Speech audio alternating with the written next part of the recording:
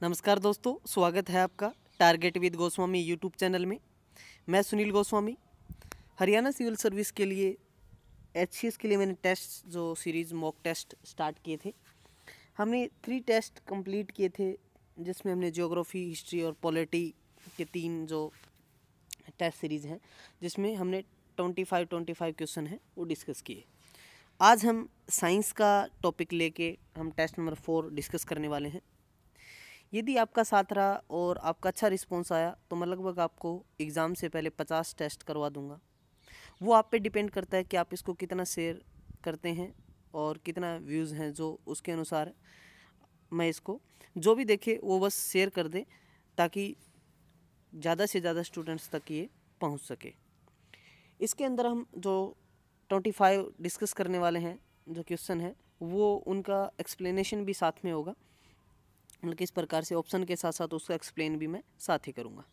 जिन दोस्तों ने अभी तक चैनल को सब्सक्राइब नहीं किया, सब्सक्राइब कर लें और बेल आइकन को भी दबा लें, ताकि आने वाली हर वीडियो का नोटिफिकेशन आप तक पहुंच चुके। चलिए स्टार्ट करते हैं। और जो 3 टेस्ट हुए अभी तक उनका लिंक मैं डिस्क्रिप्शन में दे दूँगा, ताकि आप वो भी देख सकें। तो चलिए स्टार्ट करते हैं।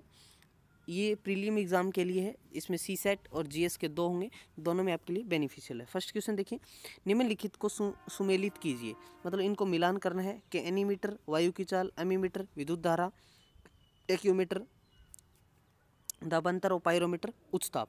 तो इसमें सुमेलित नहीं है, मतलब 4 ऑप्शन दिए हुए हैं, 3 तो सुमेलित हैं, 1 सुमेलित नहीं है। तो टेक्योमीटर दाबांतर नहीं होता, सी इसमें हम करेंगे। टेक्योमीटर एक प्रकार का क्या सर्वेक्षण उपकरण है, जिसे जो हम बात करें, जो क्षैतिज दूरियों का लंबवत उन्नयनों और दिशाओं के त्वरित मापन हेतु डिजाइन किया जाता है। मतलब जो दूरी लंबवत जो एक हम बात करें जो डायरेक्शन है, उसके लिए उनके मापन के डिज़ाइन के लिए इसका काम होता है। तो इसका दाबांतर का इसमें ऑप्शन नहीं है। एनीमीटर, अब यहाँ आपको याद, एनीमीटर वायु की चाल के लिए, विद्युत धारा के लिए अमीटर, और जो पायरोमीटर है वो इसके लिए जो उच्च ताप के लिए। तो ये तीनों आप ध्यान रख सकते हैं। चलिए, फ्यूज में प्रयुक्त होने वाले तार की विशेषता क्या होती है ये बताना है आपको। फ्यूज में तो उसमें निम्न प्रतिरोध शक्ति उच्च गलनांक होता है, निम्न प्रतिरोध शक्ति निम्न गलनांक होता है, या उच्च प्रतिरोध शक्ति निम्न गलनांक, या उच्च प्रतिरोध शक्ति उच्च गलनांक। तो हम बात करें तो उसके अंदर फ्यूज में प्रयुक्त होने वाले तार का गलनांक निम्न क्या है, निम्न एवं प्रतिरोध उच्च होता है, तो उच्च प्रतिरोध होगा और निम्न गलनांक होगा, ताकि वोल्टेज बढ़ने पर ये फ्यूज तार क्या है तुरंत गल जाए और विद्युत उपकरण नष्ट होने से बच जाए। जैसे कई बार क्या होता है कि लाइट कम ज़्यादा आ जाती है, तो वो फ्यूज़ का जो मतलब क्या है, प्रतिरोध तो उच्च होता है और गलनांक कम होता है। इस कारण क्या है, वो तार पिघल जाती है और जो भी हमारे उपकरण हैं वो जलने से बच जाते हैं।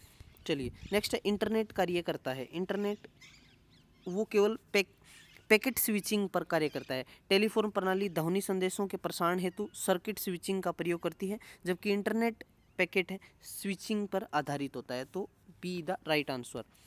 नेक्स्ट है, जो फूल होते हैं, फ्लावर होते हैं, उनके अध्ययन को, स्टडी ऑफ फ्लावर्स को क्या बोला जाता है, तो एंथोलॉजी बोलते हैं। क्या बोलते हैं, एंथोलॉजी। तो आप अभी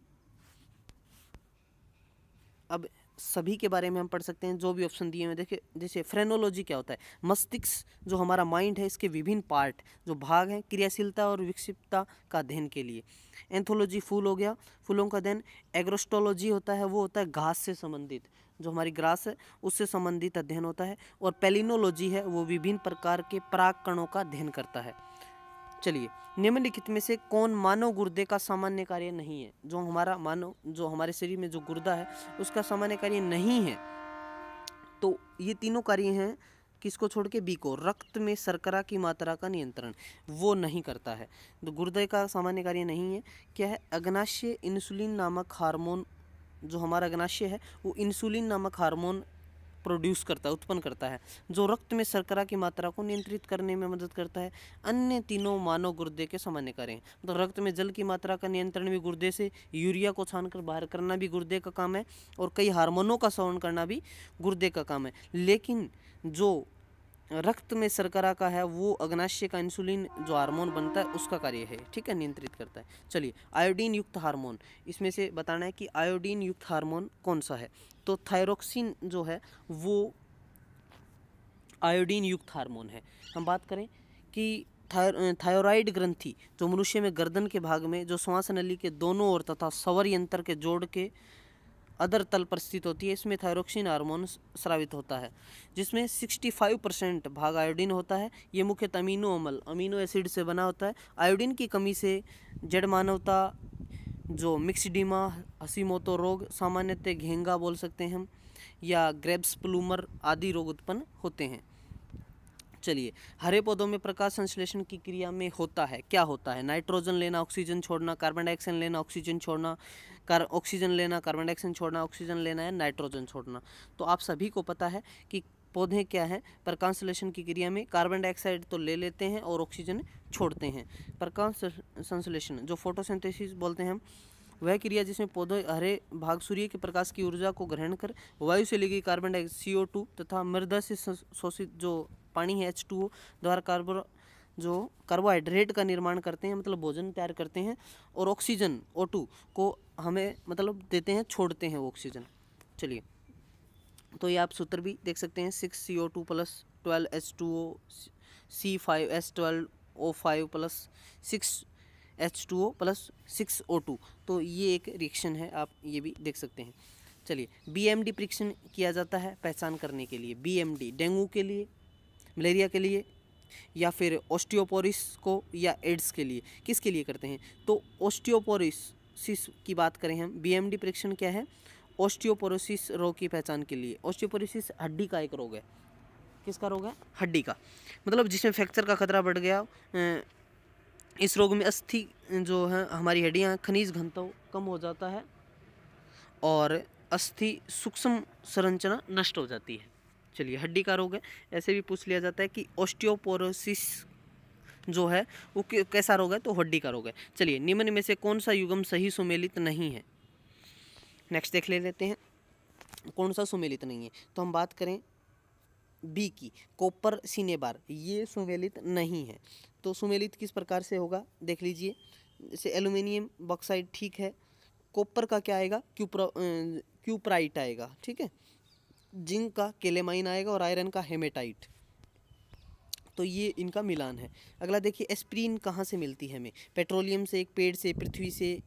तो एस्प्रीन की बात करें तो एक पेड़ से, मतलब एस्प्रीन पेड़ के लेटेक्स से प्राप्त होता है, मतलब उसकी छाल से बात करें तो लेटेक्स से, जो क्या है एंटीपायरेटिक के रूप में जवर होने पर दी जाती है। ये वेदना निवारक का भी कार्य करती है। एस्प्रीन को एसिटिल या सेलिलिक एसिड के नाम से भी जाना जाता है, ठीक है। मतलब पेड़ की छाल से प्राप्त होती है, एक पेड़ से मिलती है एस्प्रीन हमें। चलिए, अगला है DAP में कितने प्रतिशत फास्फोरस P2O5, फास्फोरस और नाइट्रोजन N से हम डिनोट करते हैं इसको, तो पाई जाती है। हम बात करें तो DAP जो हम, आपको पता है यूरिया DAP हम जैसे हमारे फील्ड में खेत में डालते हैं, तो 18% नाइट्रोजन, और हम बात करें इसके अंदर 46% फास्फोरस पाया जाता है DAP के अंदर। DAP एक उर्वरक है जिसका रासायनिक नाम है, इसका रासायनिक संगठन में 46-53 फास्फोरस तथा 18 से 21% नाइट्रोजन उपस्थित होता है। मतलब 18 से 21% तक नाइट्रोजन और 46 से 53% फास्फोरस की मात्रा पाई जाती है। अगला देखिए, UNP का मुख्यालय, हम बात करें UNP की, तो इसका मुख्यालय नैरोबी में। देखिए, संयुक्त राष्ट्र UNEP मतलब यूनाइटेड नेशन इन्वायरमेंट प्रोग्राम की स्थापना है वो 1972 में। इसका मुख्यालय नैरोबी केन्या में पड़ता है, केन्या में अवस्थित है। चलिए, नेशनल ग्रीन ट्रिब्यूनल जो NGT है, भारत सरकार द्वारा स्थापित किया गया। कब स्थापित किया गया? तो ये 2010 में।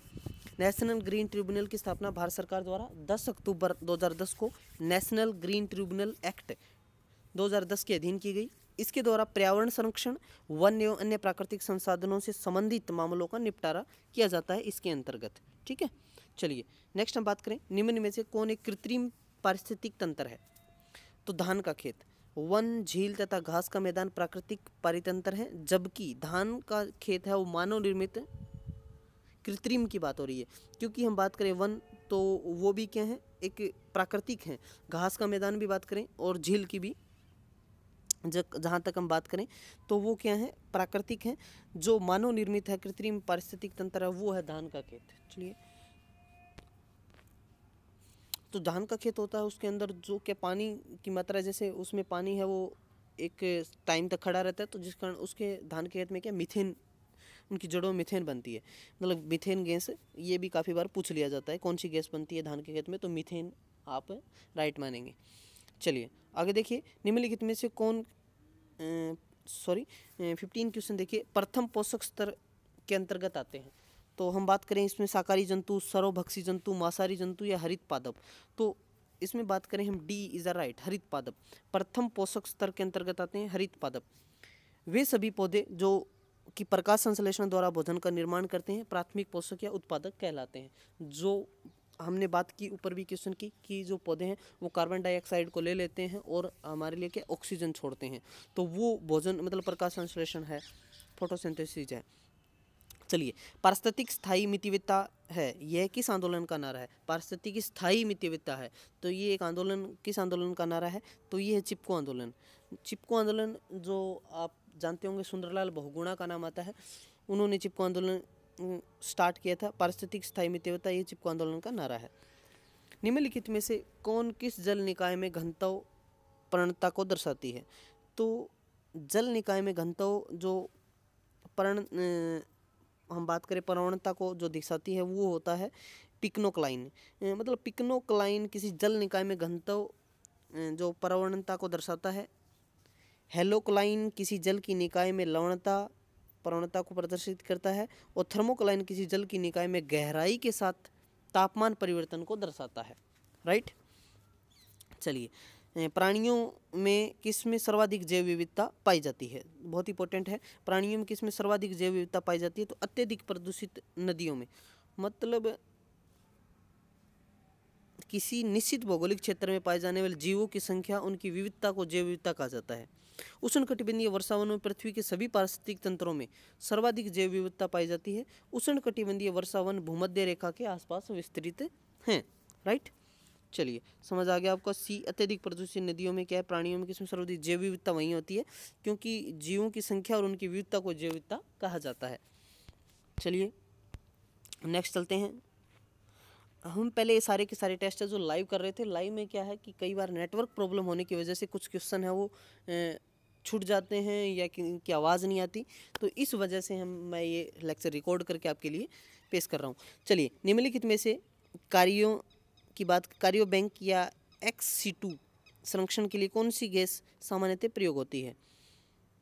तो नाइट्रोजन, ऑक्सीजन, कार्बन डाइऑक्साइड या मीथेन। तो हम बात करें नाइट्रोजन। नाइट्रोजन है वो XC2 संरक्षण के लिए उपयोग में लाई जाती है। चलिए, XC2 संरक्षण एक ऐसी प्रक्रिया है जिसके द्वारा वनस्पति और जानवरों की विलुप्त प्राय प्रजातियों को संरक्षण मतलब बचाव उनके प्राकृतिक आवास से पृथक किया जाता है, अलग किया जाता है। XC2 संरक्षण के तहत जीवित शुक्राणुओं, अंडों या भ्रूणों के नमूनों के अत्यंत कम तापमान पर द्रवित नाइट्रोजन में इनको संरक्षित किया जाता है। चलिए, अगला है डुगोनंग नामक समुद्री जीव जो कि विलोपन की कगार पर है, मतलब विलुप्त होने वाला है। क्या है? तो हम बात करें स्तनधारी मैमल। मतलब ड्यूगन एक विशाल समुद्री स्तनधारी है जो विलोपन की कगार पर है, मतलब ये खत्म होने की कगार पे है, इसकी प्रजाति है जो। निम्नलिखित में से कौन रामसर कन्वेंशन के अंतर्गत रामसर स्थल है? तो ये पड़ता है भोज आदर्श स्थल, मतलब भोज आदर्श स्थल है। तो रामसर सूची अंतर्राष्ट्रीय महत्व की आदर भूमि की सूची है। इस सूची में वर्तमान में भारत के 26 स्थल हैं शामिल हैं। भोज आदर्श स्थल को रामसर का दर्जा प्राप्त है। क्वेश्चन नंबर 22 देखिए, जैव विविधता दिवस कब मनाया जाता है? बहुत इंपॉर्टेंट है। 29 दिसंबर को। संयुक्त राष्ट्र संघ जो UNO है, जिसकी स्थापना 24 अक्टूबर 1945 को हुई थी। 22 मई को जैव विविधता दिवस मनाया जाता है। देखिए, अब 29 दिसंबर, अब दो चीज़ें देखनी है आपको कि संयुक्त राष्ट्र संघ द्वारा 22 मई को जैव विविधता दिवस मनाया जाता है, जबकि विश्व के कई देश 29 दिसंबर को जैव विविधता दिवस मनाते हैं। उल्लेखनीय है कि 29 दिसंबर 1993 से जैव विविधता अधिसमय प्रभावी हुआ था। मतलब जो प्रभाव में आया, मतलब ज़्यादा देशों को जो इसके बारे में जानकारी मिली, ज़्यादा देश इसको फॉलो करने लगे, वो 29 दिसंबर से स्टार्ट हुआ है। तो दो टाइप से मनाया जाता है। आपको ध्यान में रखना है कि कई बार क्या है, ऑप्शन में 29 दिसंबर ना मिले तो आप 22 मई कर सकते हैं, क्योंकि संयुक्त राष्ट्र संघ है इसको 22 मई को मनाता है। चलिए, क्वेश्चन नंबर 23, निम्नलिखित में कौन सी ग्रीन हाउस गैस नहीं है? बात करें हम तो हाइड्रोजन नहीं है, मीथेन है, नाइट्रन ऑक्साइड है, क्लोरोफ्लोरोकार्बन है। तो हाइड्रोजन ग्रीन हाउस गैस नहीं है। प्राकृतिक में आणविक गैस के रूप में पाई जाती है, जो वायुमंडल की वह जो परत की एक मुख्य संघटक है। ठीक है, ये सारी की सारी ग्रीन हाउस वाली हैं, मीथेन है, नाइट्रोजन ऑक्साइड है, क्लोरोफ्लोरोकार्बन, हाइड्रोजन नहीं है। क्वेश्चन नंबर 24 देखिए, निम्नलिखित में से किस देश को दुनिया में कार्बन नेगेटिव देश के रूप में माना जाता है? तो ये मानते हैं भूटान को। भूटान को विश्व शीर्ष कार्बन नेगेटिव देश माना जाता है। ओजोन परत संरक्षण दिवस कब मनाया जाता है? तो ये हम मनाते हैं 16 सितंबर को। वर्ष 1994 में संयुक्त राष्ट्र महासभा ने प्रतिवर्ष 16 सितंबर को अंतर्राष्ट्रीय ओजोन परत संरक्षण दिवस के रूप में मनाने की घोषणा की। तो ओजोन परत संरक्षण जो आने वाली अल्ट्रावायलेट किरण जो पैराबैंगनी है उनसे हमें बचाव करती है, तो वो ओजोन परत तो 16 सितंबर को हम मनाते हैं। आप यूट्यूब के साथ साथ हमें फेसबुक, इंस्टाग्राम, टेलीग्राम और ट्विटर से भी आप टारगेट विद गोस्वामी से जुड़ सकते हैं। जल्दी हम आपके लिए लाइव क्लासेस स्टार्ट करने वाले हैं इन फ्यूचर, तो आप ज़्यादा से ज़्यादा इस वीडियो को शेयर करें, चैनल को सब्सक्राइब करें, अपने दोस्तों से भी सब्सक्राइब करवाएं। और आप मुझे अनअकैडमी फॉलो कर सकते हैं, वहाँ पे मैं एजुकेटर हूँ, वहाँ पे आप मेरे बहुत सारे कोर्स हैं जो आप बिना किसी कॉस्ट के आप देख सकते हैं। लगभग 100+ लेक्चर हैं। तो मिलते हैं नेक्स्ट मॉक टेस्ट के साथ। HCS का एग्ज़ाम 31 मार्च को होने वाला है। आप सभी को बहुत एडवांस में शुभकामनाएं, अच्छे से तैयारी कीजिए और बस फर्स्ट अटैम्प्ट में कर दीजिए क्लियर। तो मैं आपको पहले ही बोल चुका हूँ और अब दोबारा कह रहा हूँ कि मैं 50 टेस्ट करवाने को तैयार हूँ, बस आप इसको ज़्यादा से ज़्यादा शेयर करें, क्योंकि देखो आपको शेयर करने में कोई पैसा नहीं लगेगा और मेरे क्या है चैनल के ऊपर मतलब लोग ज़्यादा आएंगे, ज़्यादा लोगों तक जाएगा, मुझे मोटिवेशन मिलेगा और मैं आपके लिए और अच्छी अच्छी वीडियो लेके आऊँगा। तो मिलते हैं नेक्स्ट वीडियो के साथ, तब तक के लिए धन्यवाद। आपका दिन शुभ हो।